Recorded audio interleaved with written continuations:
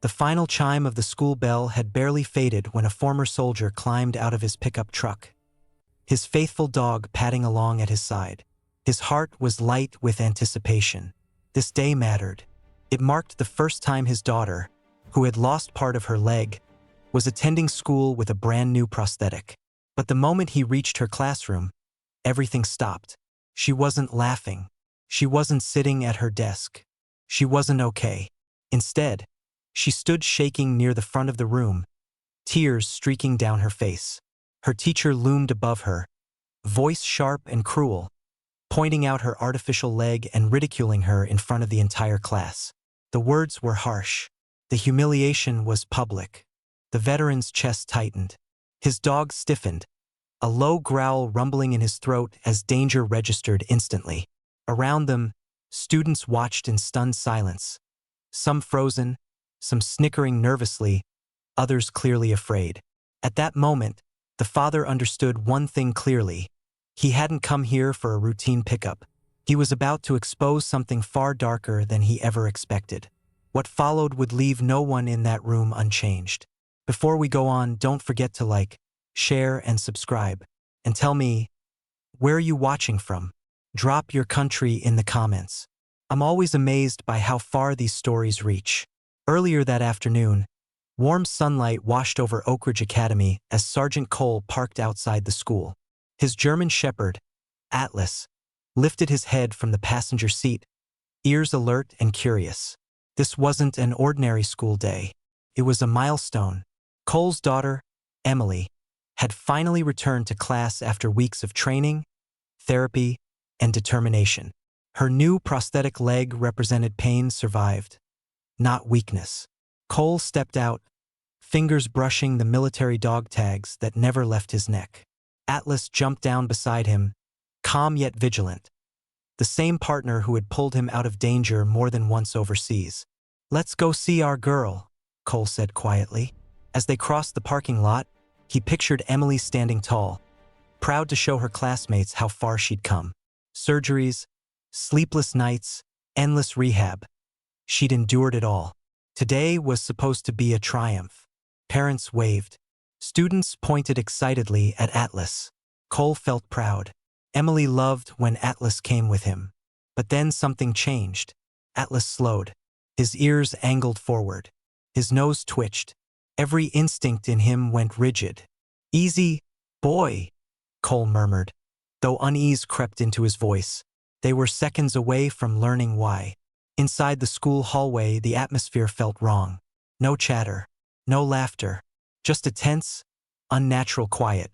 Students whispered and quickly looked away when they noticed Cole. Others flattened themselves against lockers, avoiding Atlas entirely. Cole slowed his pace. Atlas didn't.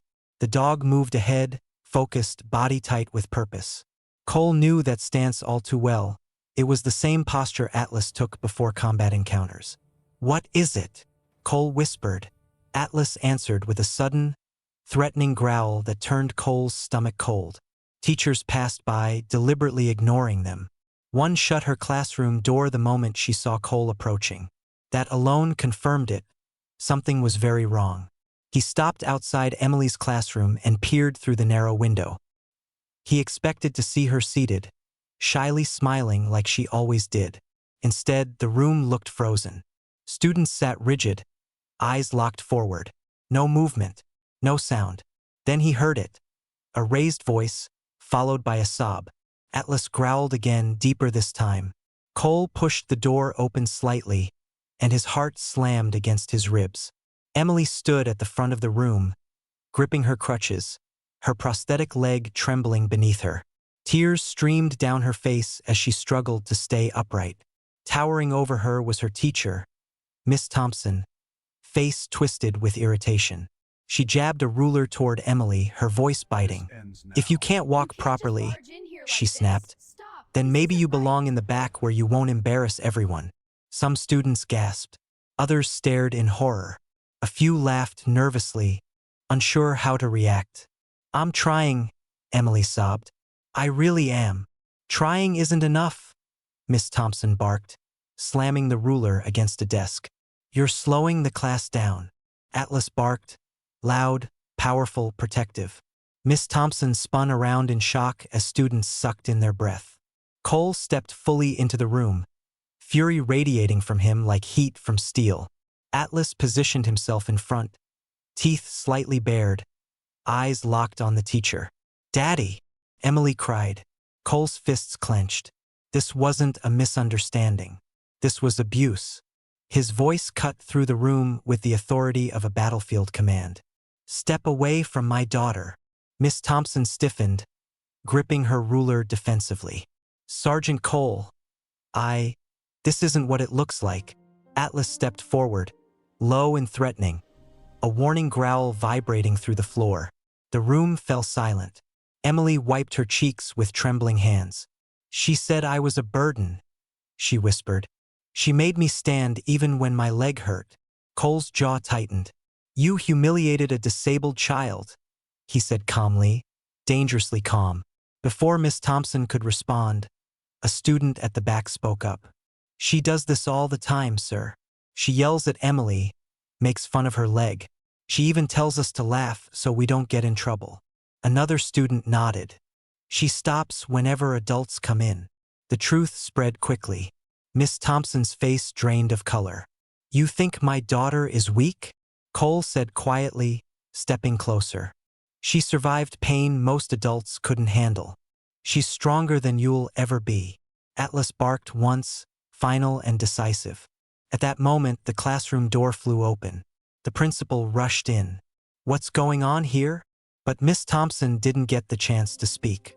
Students talked over one another, voices shaking as months of fear poured out at once.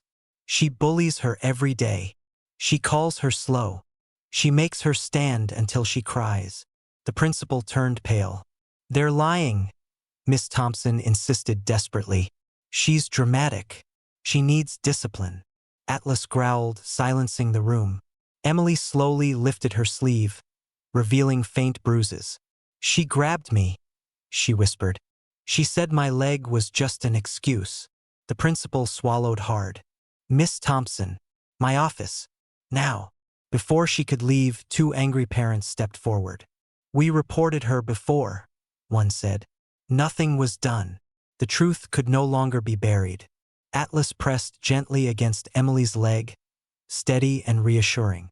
No one doubted her anymore. Miss Thompson was escorted out, her authority collapsing under the weight of witnesses. When the door shut, the room finally breathed again. Emily leaned into her father. Cole held her carefully, mindful of her healing leg. Atlas nudged her hand, whining softly, as if apologizing for being too late. "It's over," Cole whispered. "I promise. No one will ever hurt you like that again." Students gathered around her, regret replacing silence. "We're sorry," one girl said. "We should have defended you." Emily managed a small smile. "It's okay. I didn't want to cause trouble." "You never were," Cole said firmly. "You're the bravest person I know." The principal returned moments later. "Miss Thompson has been removed. There will be a full investigation. Your daughter deserves better, and she'll get it." Cole lifted Emily into his arms. Atlas walked beside them, tail high, guarding her every step. As they left, Emily touched her father's dog tags and whispered, "Thank you, Daddy." And in that moment, Cole knew this battle was won, not as a soldier, but as a father.